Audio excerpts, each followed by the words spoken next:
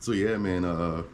I had to stop listening to some songs I really liked. I went through that too. Yeah. I went through that too. And a lot of times I talk to my wife about this, and you got to be careful because some of them are a little bit different.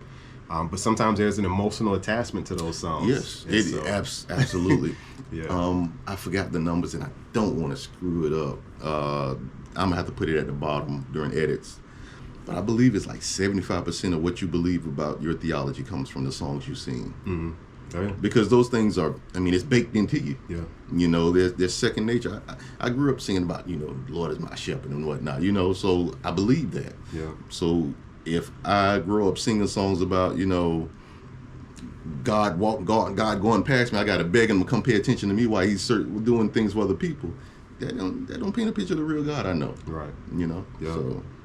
Good, man. Good. All right. So watching, that's kind of listening to as well. Any music? You doing any music these days? Yes. So I'm about to tell my age. I still got Pandora, man. And so Pandora, based on whatever artist you have, they'll generate a playlist for you, and then you kind of cultivate it by, hey, I like that, play it more, or thumbs down, don't ever play that one again. You know what I mean? So what I listen to the most is my CC Winans channel. Maybe second, I don't know if you know about Stax Records. Back in the day, No. back in the day, it's like Motown before Motown. Okay. You know what I mean? Like Sam and Dave, Hold On, I'm Coming. Okay. Otis Redding. Yeah. You know what I mean? I want to say Howlin' Wolf was on there too. Okay. Yeah, so those guys or whatnot. So I listen to a lot of blues. I have a KB station, which is KB is gospel solid, rap. man. KB is good. Yeah, and them and whatnot. I got a 116 station I listen to a little bit. Yeah. What else? I got like some 90s, kind of like a 90s clean edit hip hop. Yeah. Because Good luck finding one. Yeah, it'll play hit 'em up, but then it beeps out a whole lot. A whole lot. Yeah. It's like somebody scratching. Yeah, man. Sure enough. Good. Learning from, I think you talked about your pastor, Myron. Okay. Mm-hmm. Good, man. Good.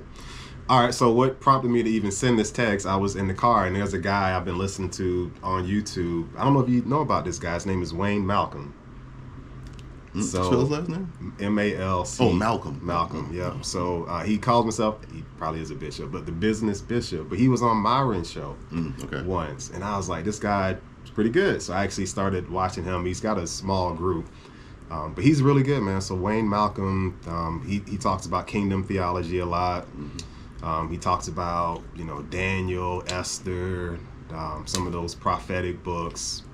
But he's really good. So I've been listening and watching him a lot. I do have a couple churches that I go to. So one church we go to is Transformation out in Indian Land, South Carolina. So Derwin Gray is the pastor there. He's really good, man. We've been going there some years now. He's a former NFL football player. But he's really solid in his theology. I'm learning from him. My wife learns from him as well. And, coming up in the Methodist church, right? So I saw my dad, and it was like buy the book all the time. And so I do like Derwin, and I appreciate his seriousness about the call and fulfilling his ministry. So Transformation Church. But I also go to Sanctuary, which is right here in Charlotte, right outside of Charlotte. Right outside of Fort Mill. It's right across the line in Charlotte. But learning from the pastor there, Percy Reeves. He knew my dad, so I've been going there some years as well. So I'm really learning from him as well. I need to catch up with him and kind of give him an update on everything. But so watching those two guys in person, and then also learning from, like I said, Wayne Malcolm on YouTube. So listening to, I do my music quite a bit. So I'm in this season where I'm listening to a lot of Jackie Hill Perry. Oh yeah. You know. Okay. So she's a lyricist, right? She's a poet. So I've only heard her messages. I've never heard her music. I've not really heard her messages. And her and so her husband is what you call an apologist. Is he? Okay. So like he does street ministry, and he'll record himself having conversations with people who have either beliefs outside of Christianity or no beliefs. Yeah. And it's really cool how he can not manipulate, but how he can bring up scripture to to just counteract whatever points they want to throw at him. Okay. You know what I mean? And how he always ties it to morality. So where are the morals coming from? You know what I mean? Yeah. So I forgot his name. I've watched, I want to say, quite a few of his videos. It's really cool, man, you know. Okay, good. So she has a newer album, I don't even know when it came out, but it's called Blameless. Okay. And so she had an album called Practice that came out a few years ago. You know, I listened to stuff repeatedly. So Blameless has ended up being my workout album. So I've been listening to a lot of that. Spill House. I've heard of Spill House. So our frat brother Pat Wise, who's in the ministry out in California. What's the name of his church? I don't know. Maybe put it in the... Yeah, we'll find it. Yeah. We'll put it at the bottom of the screen.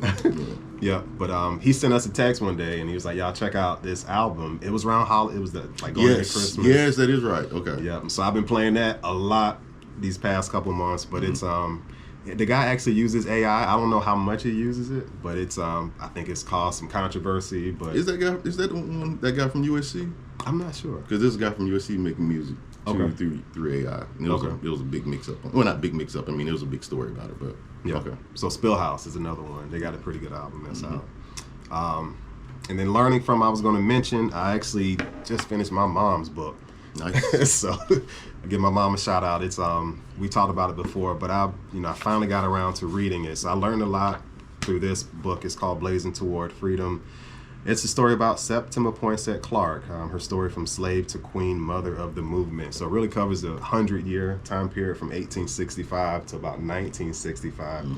Talks about slavery, Reconstruction, emancipation, Jim Crow, civil rights. And so Septima Clark played a key role in literacy and teaching people how to read, and so that they could pass the registration test to be able to vote. So incredible book. So I talked to my mom for about an hour this morning, but I learned a lot from her in this book. So dude, that's awesome, man. Yeah, man. And I would understand why your mom would be intrigued by her. Like, I remember this might have been 2 years ago, we went by to help your mom move some stuff, and your mom had like this book, a box of books. Yeah, because she was telling me how she goes around, they go around to the elementary schools passing them out, because certain books are banned or whatever. And she's like, take some books for your babies. Yeah. Take them. So, yeah. She's passionate about just making sure stories are passed down to especially our children. And so I was excited to read it. It's a lot of history, but I learned a tremendous amount from it. So I told her I will help her to protect this message and make sure we get it into the hands of the right people. I think there's a lot of folks that are trying to keep these types of messages out of the hands of our children. So I know my mom is passionate about that. Yeah, there's some people trying to erase our history. There you go, erase the history. So we can't let that happen. Absolutely. We can't let that happen. So a lot of it was about, that identity question, trying to teach people that they were U.S. citizens, and here are all the things that come with that. And then empowering the people to know that they're citizens, and that comes with rights. And so I can expect certain things based on my rights. But if they don't know they have those rights, then they don't know how to act on them. So that's good. Anyway, we all know about MLK. We all have heard about Rosa Parks, but actually Rosa Parks and Septima Clark were pretty close. And they strategized before the Montgomery boycott situation. So that was strategy, and it wasn't so much a random thing that happened. So. Yeah. Oh, yeah, that's cool, because, the way history plays that, I was like, she just happened to be in the seat, and It just happened, and So it's a lot of history, but, and I'm not a history person. So I told my mom, I said, I learned much more about what I was supposed to have been taught about in school through her book, so. Anyway, so Blazing Toward Freedom, check it out. It's on Amazon. I said, I'm going to help her get it on ebook at this point. So. Yes. But yeah, man. So that's who I'm learning from. That's good stuff, man. I got some marketing stuff that I got from Westbrook Press that'll probably help her out too. So okay. I'll be sure to get that stuff over. Cool, man. Learning from. So I think with all of these, like watching, listening from, learning from, basically, who are you allowing to influence you? Yeah. And we talked about this just a little bit earlier, but the number one priority has to be you picking up the Bible and reading it for yourself. Yeah. Because anytime you hear something related to Scripture, there are a couple of filters that it goes through. That first filter is direct knowledge. Like if you try to tell me that God is restricted to one place at a time, we already know right away that ain't right. Right. Based on what I know. Right. Right.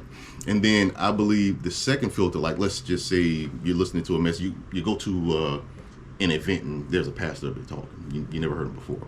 And he presents something that you're not directly familiar with.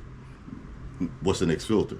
Well, what do I know about that topic? Like, what have I heard about that topic? Yeah. You know what I mean? So again, these other things that have influenced you, you're trying to piece the puzzle together.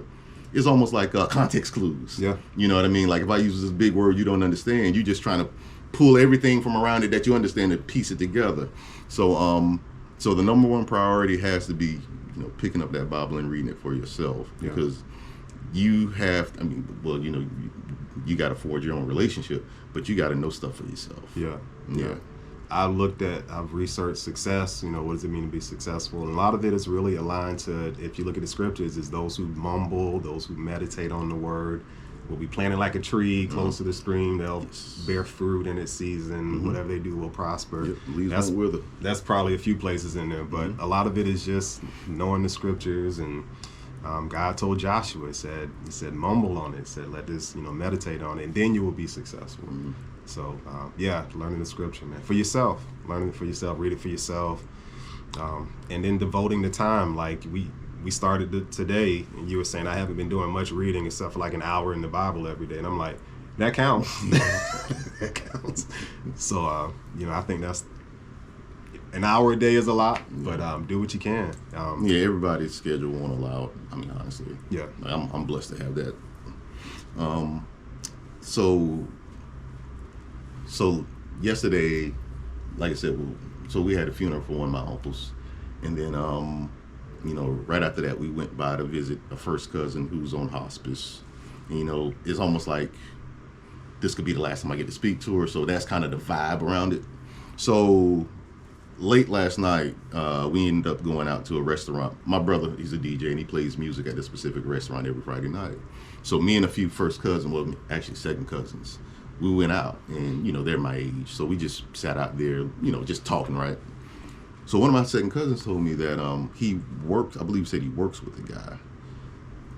The guy was sent off to, they call it a charter school, but down here it would be similar to a military academy. Like, you go to school and you get dropped off, and I see you on holidays. Almost like college. Like you drop them off to school and they're at school 24/7 until holidays. They come home for holidays, whatever. And this was the question. So while that guy was there, like he's there with like some filthy rich kids, like kids who, one guy's dad owns is like a technology firm, and then another guy, they own some oil or whatever. I mean, like filthy rich. He's filthy rich, and then coming out, like so you have an environment where you associate with people who has a lot of money, right? And so you have these connections when you graduate or whatever, and it allowed for opportunities that he wouldn't have had versus growing up in the family. So the question is, like, would you, for those benefits, your kid learning these skills, your kid having this network of uber wealthy people, would you trade that in exchange for having your kid home every day? You asking me what? Yeah, man. Man, I think we gotta raise our kids to let them fly, man. Yes. I think we gotta raise them to let them fly, and I'm going through that with my oldest, man. It's like I can't hold on to it forever. So if she has a chance to have that kind of opportunity, maybe I would think about it. Yeah. And I'm talking about I'm talking about from like first, second grade going up. You know what I mean? Probably. I don't know, man. That'd be tough. So I told him, I was like, everyone's answer is going to be different, because what do you put your value on? Do you put your value on being able to create memories and actually leave because you can't leave a legacy with somebody you don't spend time with. Right. So you're giving up legacy, you're giving up these memories just because you're not together. A phone call ain't the same as being around. Right. In essence, for them to have a more prosperous life. Because the Bible says, what does it gain a person? Oh, no. What does it profit a person to gain the whole world? Mm-hmm. So because that's what we're looking at.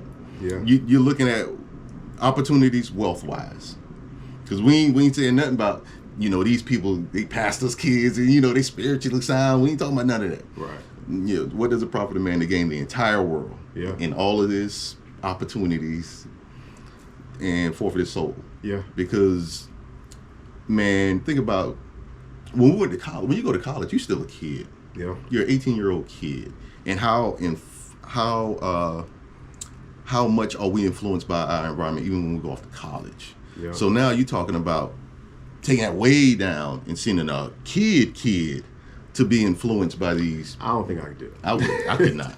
Now that I think more about it, to go off to college or late in high school, maybe one thing, but mm-hmm. I think the formation of a child is super critical. So mm-hmm. being around to form the child as they're coming up, I wouldn't give that to somebody else. Yeah, and like I said, your answer is going to be dependent upon what you value. Yeah, your own values. Yeah. So.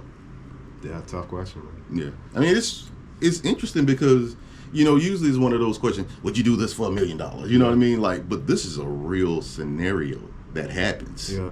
You know what I mean? And that happens, man. Some families will send their kids off to a better life at mm-hmm. some other place, some other country. And it happens. I personally know somebody from baseball. I think they have like 5 kids. So we're here in South Carolina. When their kids hit middle school, they send their kids out to, it's a school in the Midwest. I think it's in Wisconsin or something like that. Mm. And so they see them on holidays, but they're out there in school like the majority of it. But that works for them. That works for them. Because you're talking about a family, like this family of believers. Mm-hmm. You know what I mean? Like they're active in ministry. Like they run camps. Yeah. But that's what works for them. But I couldn't do it. Yeah, I know I couldn't do it. I don't think I could. You know what I mean? Cause I think about it. I got a 13-year-old and a 12-year-old, so this would be essentially they would be gone, and we just have the 8-year-old. 13. Well, how old are your kids, man? 13, 12, and 8. Oh yeah, man, they have grown up, man. Yeah, the time's shooting by. The time is flown. The time is flying by. Yeah. We're gonna have a high school in the fall. Oh my goodness. We just did 8th grade night. Man. Yeah. We've been at this 2 years, man. That time is flown. Yeah. Well, it'll be 3 years toward the end of this year. So that's right. You might as well say 2.5, man. So yeah. Cool, man. Yeah, tough question, man. Something to think about. Yeah. What would y'all do?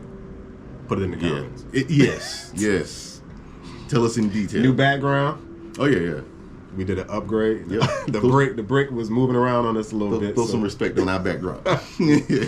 I keep telling my wife, look, come help us out with some aesthetics and put something out there. And she's like, I'm coming. We need a bush. We need a bush right here, man. We had a table at one point, man. Yeah. We'll figure it out. Hey, we are minimalist. What is it? Low frills, man. That's right. That's right.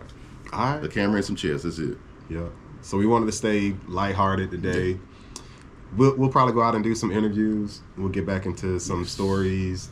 But yeah, what else, man? That's it, man. Again, for the devotional and the journal, we're going to put those in the show notes. If you want to support the pod, just jump in and buy a journal.